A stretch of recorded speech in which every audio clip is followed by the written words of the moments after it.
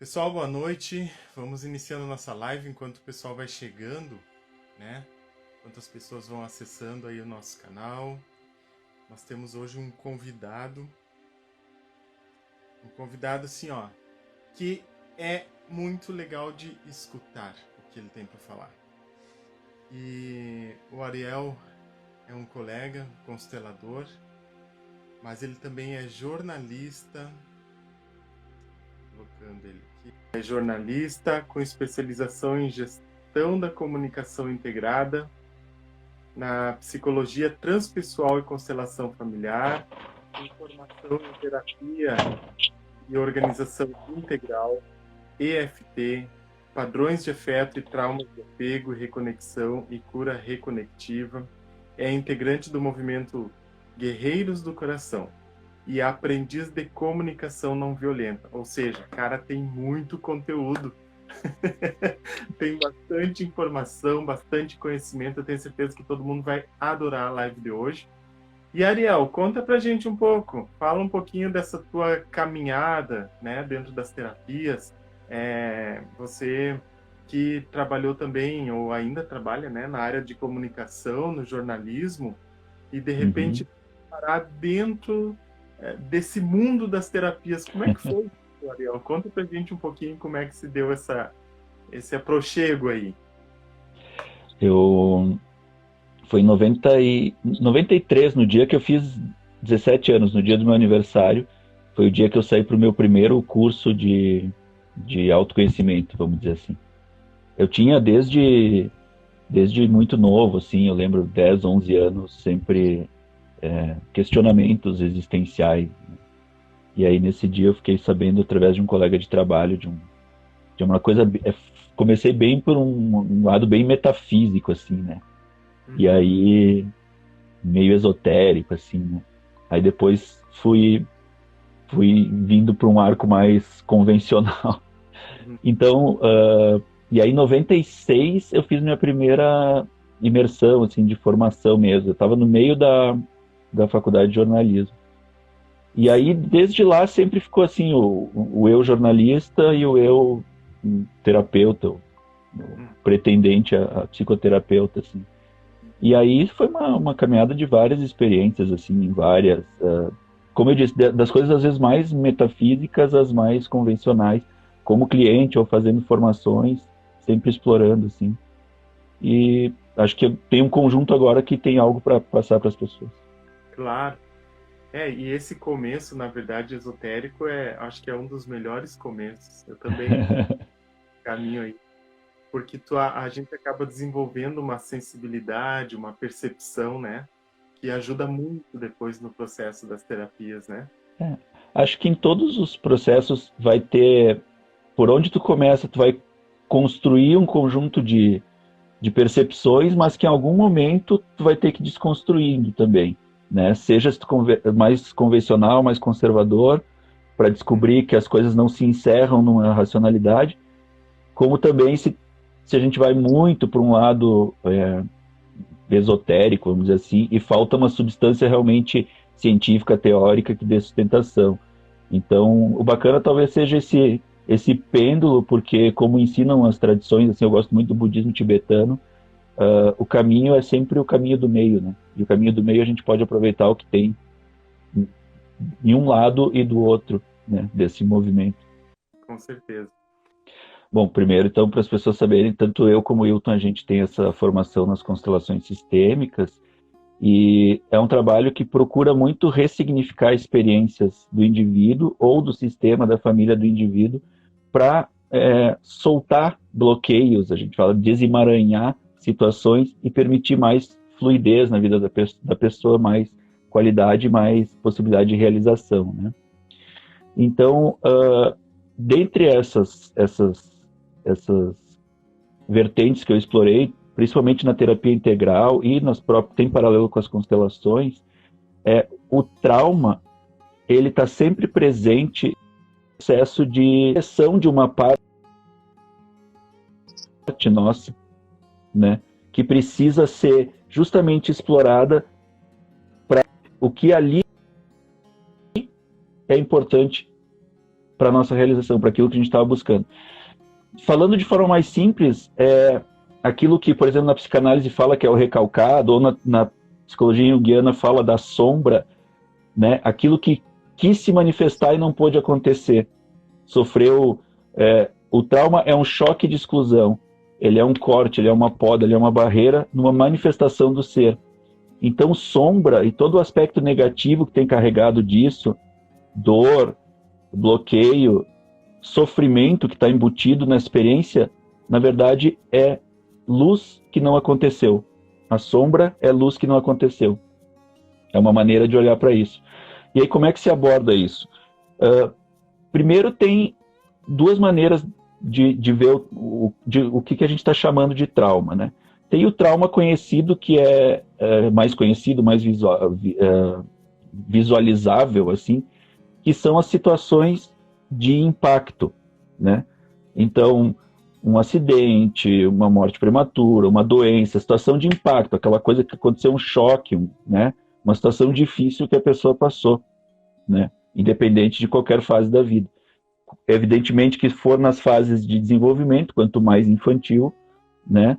Até a estruturação total do ego, até os 7 anos ali, da personalidade, na verdade vai estruturar mais, né? Mas até a formação do ego vai ser bem mais impactante e vai determinar a vida posteriormente. E tem o trauma por repetição, que é a pessoa ser constantemente exposta a determinado estímulo que para ela vai gerando um acúmulo negativo, né? Hoje virou popularizado falar no gatilho, né? O gatilho é isso, o gatilho é um acionador de uma situação traumática, de algo onde tem dor, algo que ficou bloqueado, né? Porque algo que se quis e foi impedido. Só que assim, se a gente falar em origem do trauma, né? O que é a origem? Tem uma origem que é universal para todos, porque tem um trauma do qual ninguém escapa, né? Depois a gente vai voltar, eu vou entrar nisso agora, porque esse trauma, vamos dizer assim, de impacto e de repetição, que é conhecido assim do emocional e fisicamente, né?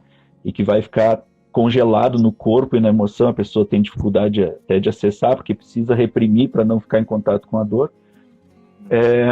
Eu vou falar um pouquinho adiante sobre isso.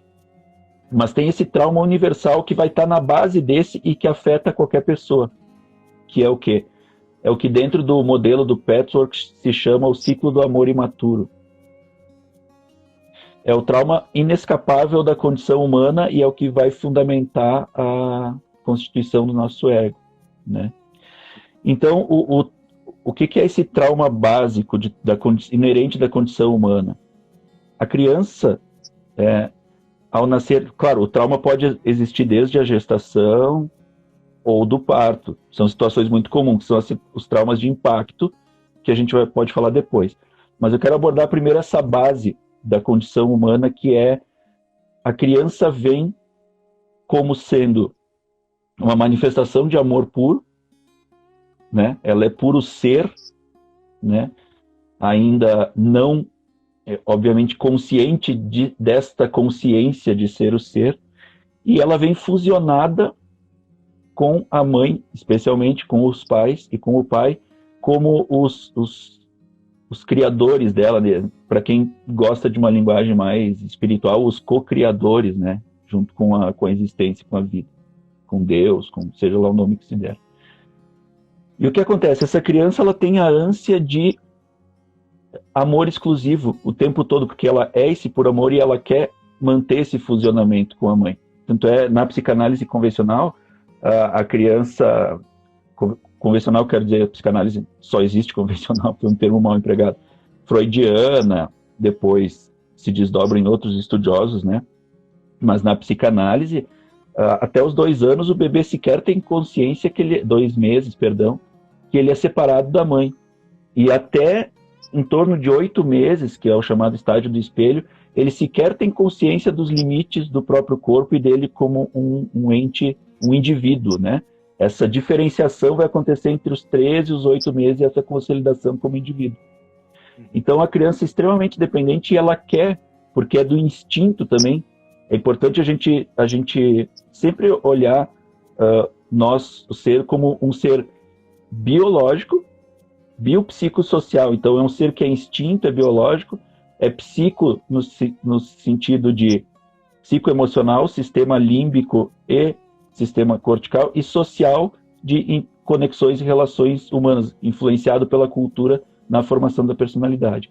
Então, uma dessas dimensões está muito presente quando se é o bebê, que é o instinto, sistema reptiliano, cérebro mais primitivo que a gente tem, porção mais primitiva do cérebro, melhor dizendo, e o sistema límbico emocional, que é compartilhado com os mamíferos, né? Por isso que os cachorros são emocionais, né? E outros animais também. A criança, nesse estado, ela quer esse amor exclusivo da mãe e dos pais. E o que acontece? Inevitavelmente vai haver um trauma. Claro. Inevitavelmente a mãe vai faltar em algum momento. Ela não vai estar 100% presente. O pai vai faltar em algum momento. Seja uma falta por uma ausência momentânea. Foi fazer alguma coisa. Ou foi trabalhar. Ou é impossível esse suprimento pleno dessa necessidade infantil de amor exclusivo, né? E aí o que vai acontecer? Por conta dessa nossa múltipla dimensionalidade, a reação do instinto quando tem aquilo que o ser quer, que vem lá da alma, né? Um desejo de alma, que pode ser físico, emocional, mental ou espiritual. Físico é conforto e bem-estar, ou emocional, que é afeto e cuidado. Quando o bebê tem esse movimento de querer e não está sendo suprido, ele, querendo ou não, vai ter uma experiência de ver essa falta do que se quer, a gente experimenta como um obstáculo, um impedimento. E o nosso recurso existencial para lidar com o obstáculo é a raiva. A raiva e o medo são acessórios da alma para lidar com obstáculos e ameaças. São acessórios a serviço da vida, da gente continuar vivo e existente. Exato. Remover obstáculo e se afastar de ameaças. Então, o primeiro impulso da criança vai ser de raiva. E aí acontece o quê?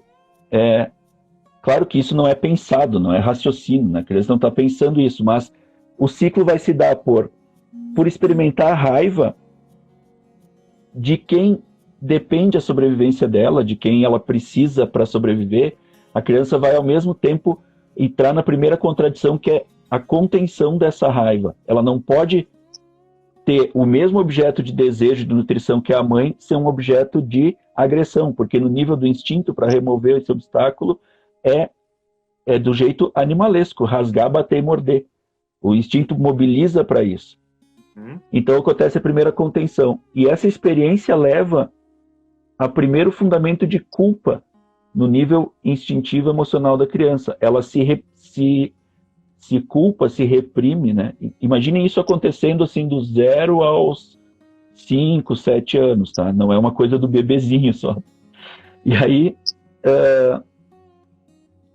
a culpa vem no sentido de eu não posso ter raiva de quem me alimenta, de quem me nutre, de quem depende da minha sobrevivência.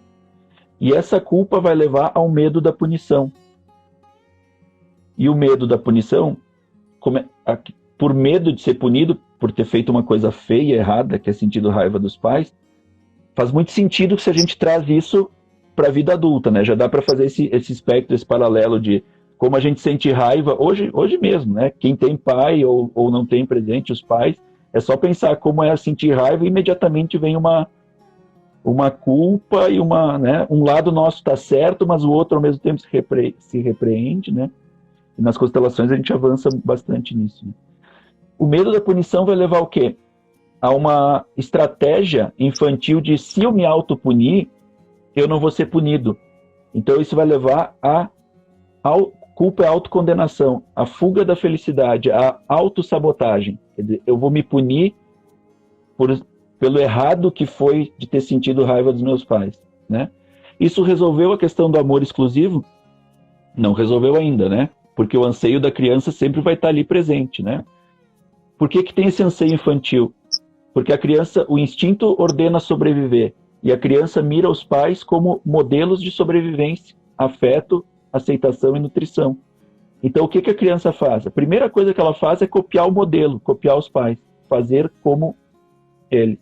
E a segunda é a expectativa do modelo, a visão de mundo e crenças que ele tem, eu vou incorporar para fazer igual, para sobreviver, porque eles sabem como sobreviver.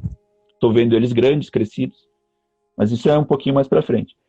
Voltando, raiva, culpa, medo da punição, fuga da felicidade, autossabotagem. E o que acontece? Bom, criança continua precisando de amor exclusivo e o que ela vai fazer? Ao incorporar o modelo, a visão dos pais, ela vai tentar atender aquilo que eles querem, que eles esperam, que ela imagina que seja a expectativa deles. Então ela vai buscar o perfeccionismo. Ela vai buscar ser...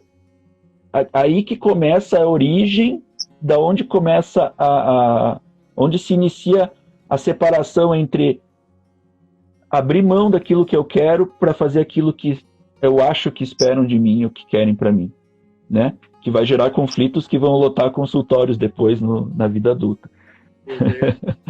Uma vida inteira. E aí o que acontece? A busca do perfeccionismo ela também é uma armadilha, porque ao mesmo tempo que o perfeccionismo é alcançado, uma meta é alcançada, a pessoa já passa a duvidar de si. Eu faço a comparação do salto com vara da Olimpíada, né, dos esportes olímpicos. A pessoa consegue aquela altura, recorde, e antes de ela cair no colchão, ela já está pensando em levantar mais 1 centímetro para tentar de novo. Então o perfeccionismo ele é uma armadilha, porque assim tu persegue, tu conquista, e quando tu conquistou, tu diz, mas se eu conquistei é porque não era tão perfeito assim, dá para ir além, né? Para algumas pessoas que conseguem ordenar, se estruturar bem essa questão, não estão tão traumatizadas quanto a isso, e foi um fomento positivo, isso vai ser um impulsionador de busca de metas, né, de conduzir a vida. Mas para muita gente vira uma dificuldade. E aí, diante desse perfeccionismo, o que acontece? Desse perfeccionismo inalcançável, a sensação de fracasso, de impotência, de desamparo. E aí, nessa impotência, a criança faz o quê? Vai se abrigar, vai se acolher nos pais. É como se ela dissesse assim, eu nunca devia ter tentado do meu jeito, da minha jornada. Eu preciso me resignar e me acolher aqui, na forma como vocês veem, na forma como vocês entendem. Então, quando a gente fala em origem do trauma, essa é como se fosse assim, a grande base preparada para todo o desenvolvimento psicológico, e aí dependendo de como esse processo vai se dar, de forma mais ou menos saudável, com maior ou menor impacto, ou repetição de situações desconfortáveis, né? De como vai ser transmitido para a criança, pela visão dos pais, uma imagem dela mesma, né? Então, muito feedback negativo vai reforçar todo um conjunto de identidade, que é crença sobre si mesma, e de pressupostos do mundo negativo, né? Vai ser a base para daí como situações que vão vir depois podem se tornar mais ou menos traumáticas. Ou, diante de situações efetivamente traumáticas, o quanto a pessoa tem resiliência para lidar e resolver, né? Então, isso seria uma base, assim, desse modelo. É incrível que isso acontece. Vou pegar uma. Acontece de forma inconsciente. Às vezes os pais, até numa brincadeira ou até por modo de falar, eles acabam reforçando sem se dar conta, né? Trazendo para a criança uma imagem de que ela é diferente, ou de que ela é incapaz, ou de que, enfim. No budismo tibetano se fala das 4 formas de compaixão, e uma delas é a chamada compaixão irada, que é quando é preciso o uso da força, de algum nível de força, para evitar um mal maior. Então, mesmo um ato compassivo, amoroso, pode ser traumático. Um exemplo, a panela está fervendo no fogão, a mãe está ali lavando uma louça, e a criança vem e põe a mão no cabo da panela e vai puxar. A mãe não tem alternativa a não ser dar um grito. Isso. Que para a criança pode ser extremamente traumático. Ela só está se experimentando no mundo, viu uma coisa curiosa ali, o que será isso, né? No impulso e na liberdade de conhecer que vem da alma, que nos movimenta para o mundo. Então ela foi para o movimento para o mundo, né, orientado por essa curiosidade e liberdade da alma, e foi podada bruscamente pela mãe, né? Dependendo de como isso acontece, e aí o que acontece? Às vezes a mãe fica apavorada porque, por puro amor, por puro receio de que tivesse um sofrimento, e dá mais bronca na criança, né? Sim. xinga e tu é pra tu mexer ali. E a criança fica assim, meu Deus, o que eu fiz de errado, né? E aí começa a ter um imprint básico de bom, quando eu for para o mundo buscar coisas que me despertam a curiosidade, eu tenho que ter uma cautela. Claro, se isso for feito de modo saudável, ótimo, tem que ter uma certa cautela. Mas se isso for feito com um impacto muito negativo, quanto de amarra, contenção e bloqueio pode gerar, né? Sim. E em vários setores, inclusive da criança ou da pessoa nunca mais querer chegar perto de um fogão, ou de alimento, ou de uma comida generalizada, né? Todos. Fogão é tranquilo, pior é quando é de pessoas, relacionamentos, objetivos de vida, aí. Mas o fundamento está ali. E aí que eu quero falar, porque na verdade depois acontece uma situação na vida da pessoa que, como você referiu ali, que seria o gatilho, e que vai linkar ele neste trauma, né? Exato. E as pessoas acham que isto que aconteceu aqui é o trauma. E como é que isso acontece daí? Falando numa outra parte, então, no modelo da terapia integral. Uhum. Como é que essa situação se fixa, vamos dizer, na nossa estrutura de personalidade? Esse impulso de realização, ele busca a satisfação de necessidades essenciais. Quando se fala essenciais, é da essência do ser, que são físicas, conforto e bem-estar, emocionais, que é o autoafetivo, a autoestima, e heteroafetivas, hétero no sentido de em relação ao outro, né?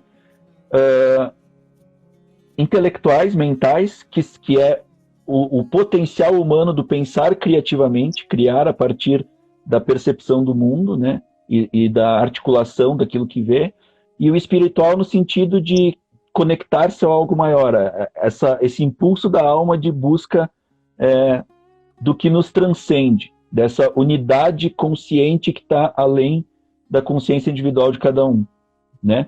Então esse movimento é constante, as necessidades vão se apresentando para a gente.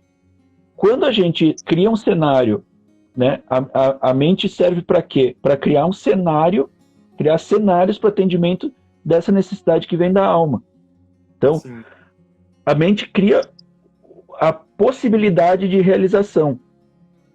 Se isso é aprovado por um filtro emocional de atrai ou repele, se isso me atrai, eu vou buscar. Aí tem uma ação objetiva para realizar. Onde é que está o problema que se fixa, como tu falou, Hilton, em relação ao aspecto anterior?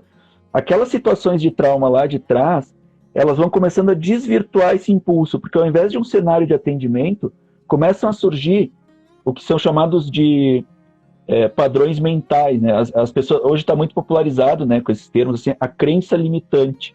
O que é a crença limitante? É uma ideia, se for em nível mais profundo que é de identidade, é uma crença sobre si mesmo, que sempre vem carregada de ideias de não posso, não devo, não consigo. Ou melhor, é uma voz externa, que tu não pode, tu não deve, tu não consegue, né? Ou crenças com relação aos porquês, aos pressupostos do mundo, né? As tuas crenças sobre o mundo e sobre o outro. Conforme isso for articulado, vai gerando padrões limitantes que vão deturpando. Ao invés de tu buscar aquilo que tu quer plenamente, há uma distorção desse impulso. Ele em vez de fluir aqui em linha reta para a realização, ele é deturpado por um padrão, um impedimento, um bloqueio que vai resultar numa contenção que é experimentada emocionalmente. De que forma? Simplificando a ideia do modelo. O que distorce esse impulso? Uma ideia de ameaça, obstáculo ou perda. Uma crença que leve a isso. Então, se for um obstáculo, vai disparar raiva, se for uma ameaça, vai disparar medo, e se for uma perda, vai disparar a tristeza, a expiação da dor, né? Então, por exemplo, vamos ficar no trauma para ficar um exemplo, ficar mais claro. Aí voltando ao que a gente falou no começo, que ia falar agora dos traumas de impacto, né? Como é que ele se fixa, né? Por que a gente está falando da fixação? Para depois, como é que a gente desfaz tudo isso, né? Vamos chegar lá, assim, tem muitos processos para isso. Podemos desatar isso aí. Isso. O medo, ele é bastante interessante de entender, assim, porque na visão da experiência somática do Peter Levine, por exemplo, diante de uma ameaça, né, a primeira resposta, então tu quer alguma coisa, tu está em direção a algo, e surge, ou tu está na tua simplesmente, né, e surge uma ameaça. A primeira resposta, que é no nível reptiliano, é a resposta de luta e fuga, que fala, né, isso da neurociência. A primeira resposta do instinto é luta, porque luta é impulso de raiva. Então o cérebro reptiliano dispara o impulso de remover aquele obstáculo. Só que imagina um assaltante na tua cara com uma arma no teu rosto. Então a primeira resposta é como se dissesse luta. Aí, dá para lutar? Não. Dá para fugir? Não. E essa resposta é 0,02 segundo. É 3 vezes mais rápido que o neocórtex. O neocórtex processa uma informação em 0,06. O instinto em 0,02. Por isso que a gente está dirigindo e desvia de uma coisa sem nem notar, porque foi instinto. Foi cerebelo e cérebro reptiliano antes do neocórtex se dar conta do que era, né? Então, essa resposta, primeiro, luta. Não dá para lutar? Fuga. Não dá para fugir?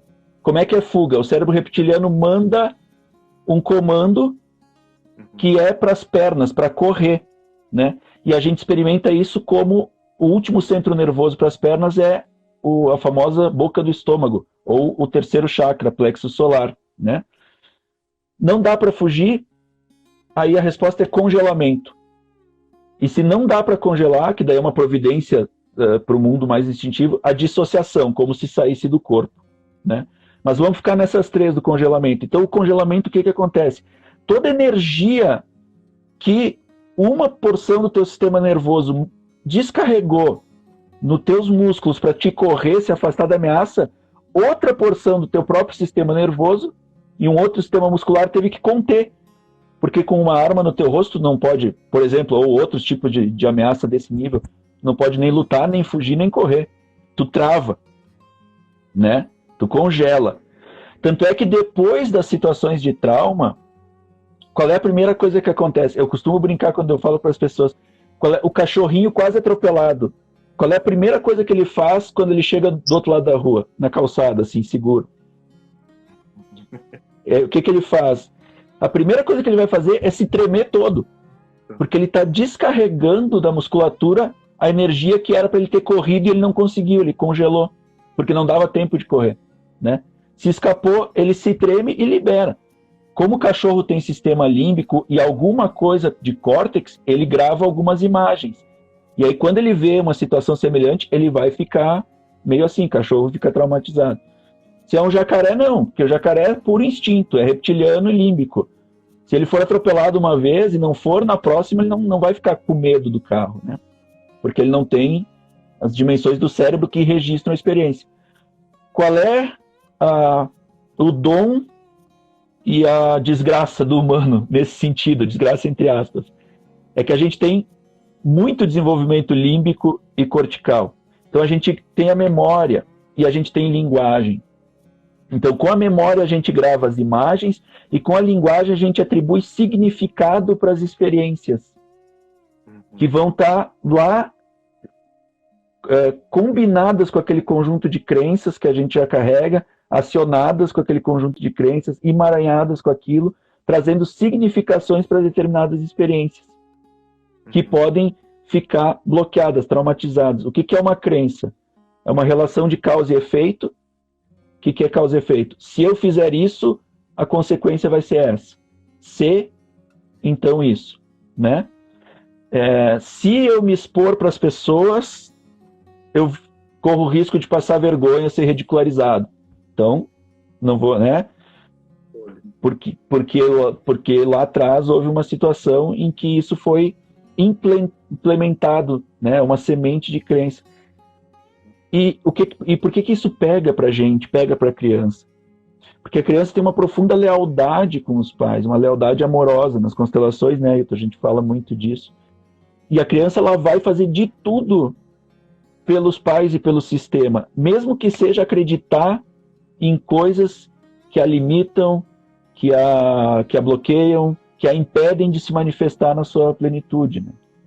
É um mandato, né? Na análise transacional se fala do mandato, né? É um contrato que a criança assina muitas vezes por pertencimento. Muitas vezes se eu preciso disso para ser visto, validado, aceito, querido e amado, então eu vou fazer. Qual é o problema? Na vida adulta, a vida começa a te injetar energia, motivação e busca, a cobrar de ti a realização. E aí tu entra em conflito com essas partes bloqueadas, traumatizadas, que foram suprimidas, né?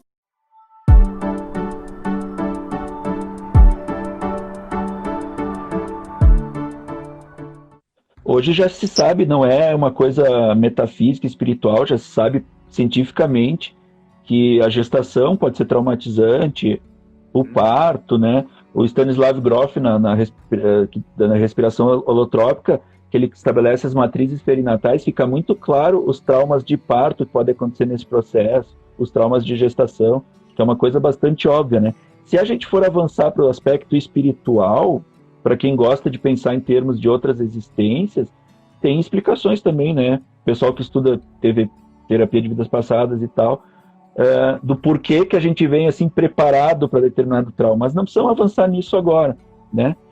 Continuando do que eu estava falando da ameaça, né? Então, luta, fuga e congelamento. Isso vai ficar bloqueado. E como é que a pessoa vai experimentar isso depois desse bloqueio? Situações semelhantes que remetam àquilo. E assim, gente, quando a gente fala em situação semelhante, não é que assim, tem que me aparecer outro assaltante. Às vezes é uma palavra, às vezes é um olhar, né? Quantas vezes que a gente conhece alguém assim e a pessoa olha de um jeito, para uma pessoa tá tranquila e a outra fica, não gosto do jeito que aquele cara me olha, né? Porque aquele olhar está em algum ponto da biografia, da história da pessoa, né? E aí, isso vai ser experimentado como? O primeiro sintoma que a gente vai trazer é o corpo vai dar um aviso, né? Então, no caso do medo, é um aperto no estômago. Porque algo foi representado como uma ameaça, energia mandada para correr, não sendo executada essa corrida, né? Aí essa energia ficou presa aqui. No caso da raiva, peito. No caso da tristeza, é garganta. O nó na garganta é a frustração não expiada. É a tristeza que não aconteceu. É o pranto, não foi pranteada a perda, né? Que é um sistema regulador do nosso conjunto, né? Do nosso eu mais completo, como ser, como ego, né? Ser essencial, ser manifesto, né? O peito, a angústia, é a raiva contida, né? A angústia é a vontade de remover um obstáculo que teve que ser bloqueada. Onde é que isso aparece bastante? Quando esse obstáculo é ao mesmo tempo um objeto de desejo, né? Briga de casal. É impossível ter uma briga de casal sem angústia, sem dor no peito, assim, para pessoas medianas, né? Ninguém está falando em seres iluminados. Por quê? Porque é um impulso de raiva contra o teu próprio objeto de desejo. E aí o que acontece? Cada uma dessas situações bloqueadas, isso vai ter que sair de algum jeito, né? E é extravasado de que forma? A gente desenvolve, aí partindo para o Enneagrama, 3 personalidades a partir desse centro que tem a ver com o medo. 3 a partir desse centro que tem a ver com a raiva e 3 a partir desse centro que tem a ver com a tristeza. São as 9 personalidades do Enneagrama, que é um instrumento do sufismo, que é uma vertente, mais ou menos uma vertente mística do islamismo, assim, foi desenvolvida por um filósofo chamado Gurdjieff, no século XIX, começo do século XX, e trazida para o Ocidente. Tem até curso sobre isso na Universidade de Berkeley, na Califórnia. É uma coisa bem consistente, assim. E tem uma relação entre esses tipos de Enneagrama com, voltando lá atrás, quando a gente falou daquele trauma da criança, né?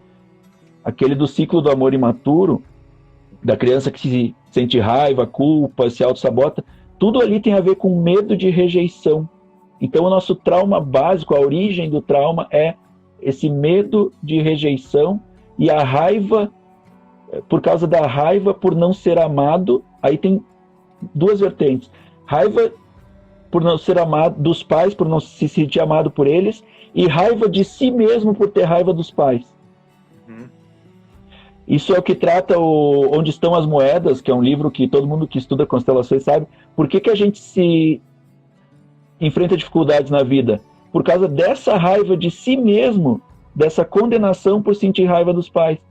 Então a tomada dos pais que a gente fala na constelação é muito mais uma autolibertação, um auto-perdão sobre essa raiva, uma compreensão, né, dessa raiva dos pais, né, como uma situação de momento, né, e que pode ser atualizada, onde a pessoa se liberta de quê? De se auto-sabotar por causa da culpa, da raiva de si mesmo.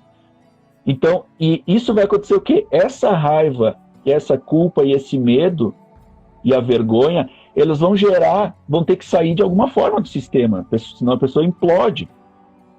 E aí a gente vai desenvolver o que dentro do modelo do Petworth é chamado as 9 matrizes do eu inferior, que são a nossa negatividade, né? Aquilo que na psicologia junguiana é chamado de sombra, né? Vai recalcar, como fala na psicanálise freudiana, mas pode ter coisas, vamos dizer assim, positivas ali também, mas são aspectos pro indivíduo negativos, né? Então essas 9 matrizes vão se manifestar, são todo aquilo que a gente não quer mostrar e vai acobertar depois com máscaras. E essas 9 matrizes têm relação com eu quero estudar isso mais a fundo com esses 9 tipos de enneagrama, como a pessoa vai estruturar a personalidade. Essas matrizes são a avareza, a luxúria, o orgulho, a vergonha, o medo, a mentira, a ira, que são o quê? Elas substituem a inveja, 9 qualidades divinas das quais a pessoa se sente aparteada, porque na origem traumatizada ela se desconectou do amor, não sabendo processar o sentimento natural, o impulso natural de raiva e medo que ela tinha ligado ao risco de sobrevivência. Não sei se ficou muito complexo isso. E a gente tem que falar também de... Meu Deus, né? O que se faz com isso? Com os caminhos de saída, né? Daí sem os processos de ressignificação, como a gente colocou. Mas vamos colocar as perguntas para agora e tentar enganchar com isso das ressignificações. Essas perguntas, elas já despertam os caminhos, né? Para organizar isso tudo. E claro, pessoal, hoje aqui a gente está dando uma pincelada assim, vocês vão acompanhar nossas lives aí, porque o Ariel vai retornar, a gente vai seguir aprofundando alguns dessas várias ramificações que tem a partir de tudo isso aí, né, Ariel? Então, vamos fazendo pontos aí nas próximas semanas, fiquem atentos no perfil do Ariel, no meu perfil. Então, sigam o Ariel lá no Instagram e me sigam também, quem não me segue ainda, para vocês poderem receber as notificações de quando vai ter essas lives aí. A Nani Paz perguntou assim, ó, e quando a gente não vai com a cara de alguém, né? E sem nenhum motivo aparente, pelo menos conscientemente.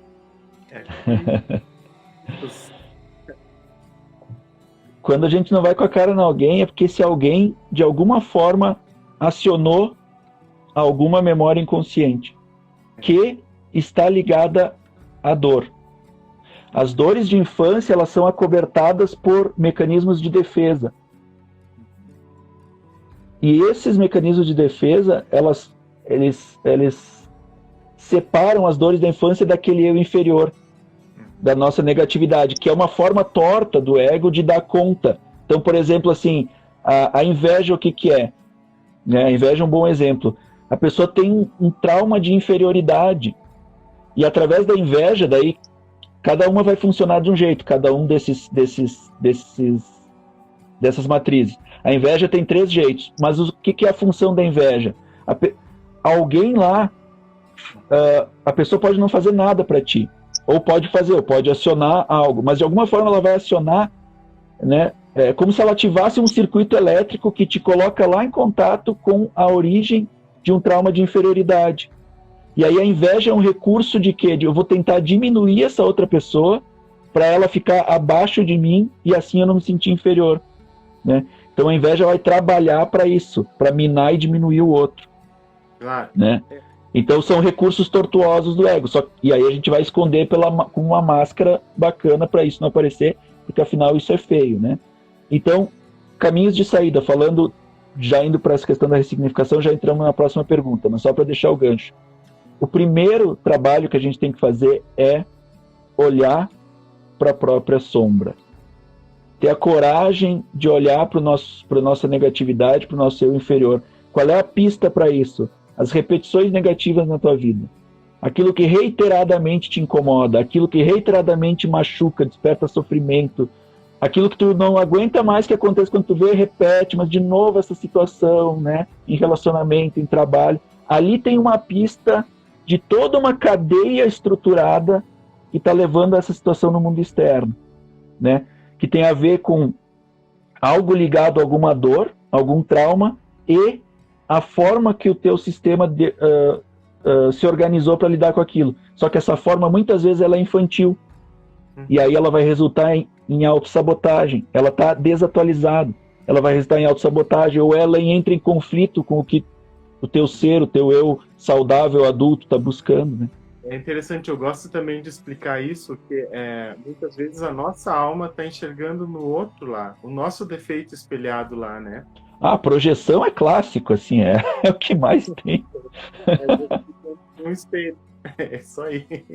Projeção é...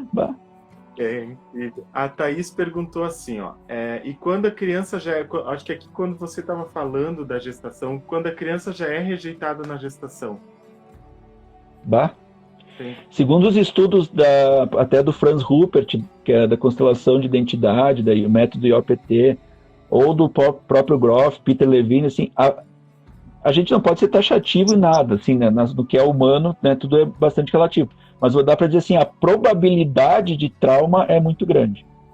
Porque a origem do nosso trauma é o medo de morrer por rejeição e por não ser visto, né? Isso é a origem mais primária, né? Porque é lá do instinto. Depois vai se somando camadas emocionais. Então, o que é rejeição? O não ser visto, não ser validado, não ser escutado, né? Não ser querido. Depois tem tudo a ver, vai estar conectado nessa estrutura de aceitação, amor e lá no fundo ligado à sobrevivência. Porque lá atrás foi experimentado como uma situação de sobrevivência. E é importante a gente falar aqui, né, Ariel, que isso não é uma receita. Cada pessoa, ela vai ter a sua história, a gente não pode, porque é outra pergunta aqui, ó, que a Michelle coloca assim, que trauma pode estar relacionado ao nervosismo de falar em público, né? Então, cara, mas pode ser muita coisa também, né? Ou quando a criança lá na gestação vai causar, quando ela for adulta, pode ser muitas coisas, né? A gente está passando aqui, é algo bem maior que isso, mas, enfim. O medo de falar em público, isso, por incrível que pareça, ele tem a ver com orgulho. Porque o eu inferior do orgulho é o quê? É um eu assim, eu fui tão desestruturado que eu preciso acreditar, eu fui tão desconectado, assim, recebi tão pouco de amor e conexão e legitimação de quem eu sou de verdade, que eu preciso criar um eu aqui, precisei criar por minha conta um eu muito forte, artificial, e se ele foi em excesso, não visto em excesso, mas os pais viram uma criança maravilhosa, mas que a criança não se sentia assim, vista de verdade. Era uma fantasia dos pais, aquele excesso dos pais. Muitas vezes os pais se acham maravilhosos e acham, como a gente é maravilhoso, criou um filho maravilhoso. E a criança está dizendo, me vejam como eu sou. Isso vai resultar num eu inferior do orgulho, com a característica do excesso, que é a vaidade. E se for falta, carência, vai ser a característica negativa da falta é a vergonha. Então, vaidade e vergonha são filhos do orgulho. A diferença é que um foi fomentado demais, o outro foi por um lado e o outro por outro, pela falta. Então, a vergonha tem a ver com isso. Quando a gente explora terapeuticamente as coisas, é muito surpreendente para a gente, que quando se trabalha, e para as pessoas, que às vezes a gente pensa que é vítima de uma situação, e muitas vezes a gente é vítima mesmo, né? Tem traumas de situações de abuso, por exemplo, né? É inegável a ocorrência de um processo violento, né?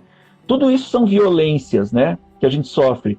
A gente vai sofrendo choques pelo caminho, né? Só que essas violências muitas vezes contam com na verdade a forma ingênuo ou ignorante que a gente na infância processou e significou, acaba contribuindo para a consolidação dessa dor, desse sofrimento dentro da gente. É aquela história que os orientais, né, aquele dito hinduísta, né, a dor é inevitável, mas o sofrimento é opcional. A dor da existência humana, desses choques, ela vai acontecer porque é inerente à condição humana evolutiva no processo de consciência, né? Esse agarrar-se à dor e viver em função dela, fomentar, alimentar, é uma opção errônea, equivocada do ego, né? É opcional, mas é porque a pessoa não tem outro jeito, não tem outro recurso. Até que o quê? Até que a balança entre buscar o que ela quer for suplantada pelo sofrimento de não ter, a pessoa, não, eu vou fazer alguma coisa, eu vou me trabalhar, eu vou dar um jeito, né? E aí vai buscar, né, de alguma forma. Então, Ariel, como trabalhar, então, para ressignificar, que caminhos que a gente né, hoje apresentando para as pessoas que acompanharam a live até aqui, que viram todos os caminhos que a gente percorreu aí. Então, como ressignificar, como trabalhar as possibilidades que tem do trauma? Eu gosto de falar que tem dois caminhos sempre, e eu acho bacana que os dois sejam simultâneos, que é o regressivo e o progressivo. O que é o regressivo? É ter a coragem, porque isso exige coragem, de olhar para essas inferioridades, para essa ramificação, esse fio da meada da dor, do sofrimento, das repetições, e começar a ir em busca da autorresponsabilidade. De que forma eu colaboro para que isso se perpetue no meu sistema e se manifeste na minha vida, né? E essa é a jornada de autoconhecimento, assim, que tem a ver com ter a coragem de se desconstruir, se desidentificar. E às vezes essas coisas estão muito arraigadas e são muito dolorosas. E quando são muito dolorosas é legal fazer isso com ajuda. E aí tem vários processos, né? Para algumas pessoas elas vão se identificar de determinadas formas. Algumas pessoas vai ser os modelos mais ocidentais, né? A gente tem consagrados aí a psicanálise, a psicologia, várias vertentes, né? Tem processos como as constelações, que estão chegando agora, que trabalham o quê? Uma coisa que a gente não falou e é importante salientar agora. Às vezes o trauma da pessoa, ela carrega, sequer é dela, ela está fazendo isso em nome do sistema, ela está carregando algo por lealdade amorosa, aquela lealdade infantil, dos pais, de algum outro ancestral que foi excluído ou que sofreu algum tipo houve um desequilíbrio no sistema, com algum tipo de prejuízo, né? E aí, dentro dos sistemas, as coisas acontecem por repetição ou compensação, né? Então, tem traumas que sequer podem ser da pessoa, mas ela tem identificação com aquilo. Outros processos, por exemplo, dentro da terapia integral, a gente tem bastante ferramenta, assim, de processos de regressão consciente, de ressignificação. Existem muitas ferramentas para isso. Cabe às pessoas ver quais elas podem se identificar melhor. Mas o fundamental é as pessoas saberem que nada vai acontecer sem o trabalho delas, sem o querer delas, no sentido de ter a coragem de mergulhar para dentro de si. E assim, dá para fazer porque dá para contar com suporte, com ajuda, com apoio. E o mais legal disso, eu acho, é um grande aprendizado também sobre os outros. Porque na medida que a gente começa a se olhar e ver nossas limitações e inferioridades, a gente começa a ser mais compreensivo com as situações dos outros, né? A chave da conexão o caminho, é compreensão, empatia e compaixão, né? A compreensão leva à possibilidade de empatia, que é ver legitimamente pelo olhar do outro, e a compaixão com a experiência do outro e o limite do outro. Quando a gente souber, dentro de nós, que no fundo da nossa dor, do nosso sofrimento, tem uma dor de algo que foi profundamente querido, que era ser aceito e amado e não conseguido, a gente fica mais empático e talvez compassivo em olhar para um absurdo que o outro pode estar fazendo ali, mas que no fundo tem uma criança magoada, traumatizada, com dor ali, buscando ser vista, ser aceita, ser querida e profundamente ser amada. Tá? Eu não falei do progressivo. O que é o progressivo?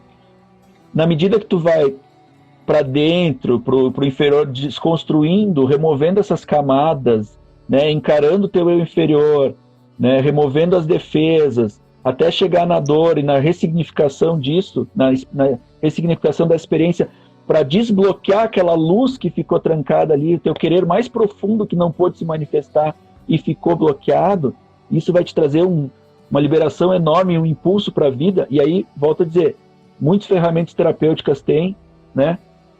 Isso aqui não é uma live comercial, mas também é. Então, a gente tem ferramentas, mas muita gente por aí tem ferramentas. Procurem alguém legal e confiável. Tem o progressivo. O que é o progressivo? E aprendendo sobre isso tudo, e para começar se desidentificando, sabendo que tudo isso, ego, ser manifesto, corpo e mente, é uma construção biopsicossocial. Não é o que a gente é em essência, não é o que a gente é de verdade. O que a gente é vem antes disso, transcende isso. E isso pode ser buscado, por exemplo, a grande ferramenta das tradições é a meditação, né? Processos de autoconhecimento, de mergulho, de desidentificação do ego e de busca dessa consciência da consciência do ser. E é importante também a gente falar assim que isso tudo é um trabalho construtivo, porque muitas vezes, Ariel, as pessoas nos procuram achando que no primeiro dia, na primeira consulta, ela já vai fazer uma regressão, ela já vai para um processo que exige justamente essa coragem, que exige essa maturidade até para olhar, né? Porque você precisa... Que está disposta. Ela até está disposta, porque a pessoa chega na constelação, pronto, eu não sei, mas estou disposto, vou encarar, né, e vamos lá, ou constelação, ou no processo terapêutico individual, mas ter essa disposição de alma, assim, de, cara, quero buscar a vida dentro de mim, né? Então, acho que isso é o principal, assim. E às vezes acontece, assim, dependendo da ferramenta que a gente usa, algum processo catártico, a gente pode liberar coisas importantes, né? Em pouco tempo. E isso pode ser só uma camada. Depois vai se avançando para mais cura e mais consciência. Mais cura regressivamente, mais consciência progressivamente. Tem muita gente que fica na superfície, tá? Eu tô olhando para mim mesmo, mas aí tá olhando para as coisas, para as máscaras, para as coisinhas legais do ego, que ela tenta mostrar para o mundo, para esconder coisas e obter outras, e acha que isso é autoconhecimento. Não. Autoconhecimento é mergulhar na dor, é tipo, vamos lá, sabe? É pegar o fio da meada e aí quando tu pensa que isso vai ser extremamente sofrido, com o apoio correto, com a compreensão correta e com a autocompreensão, se descobre a grande chave, que é o quê? O trauma, a dor, o sofrimento é um grande portal, onde de um lado tem a dor, o sofrimento, mas quando tu atravessa ele, tem a grande virtude de alma que estava ali, a grande qualidade divina tua que tu não estava em conexão. E tomar contato com isso de novo é se sentir sendo, existindo de verdade, se sentindo o ser. E isso pode ser, um último adendo, pode ser experimentado sem passar pelo trauma também, só com o trabalho progressivo.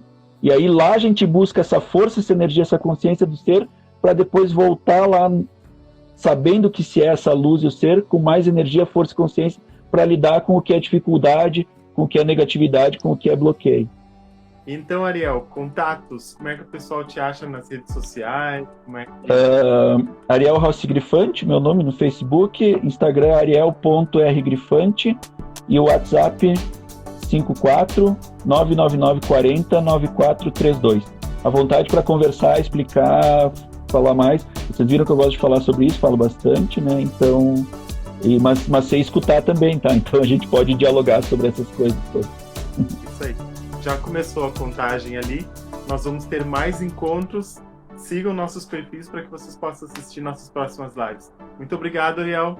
Obrigado, Hilton. Obrigado a participação de todo mundo. Um abraço. Até a próxima. Boa noite a todos e até o próximo encontro. Até.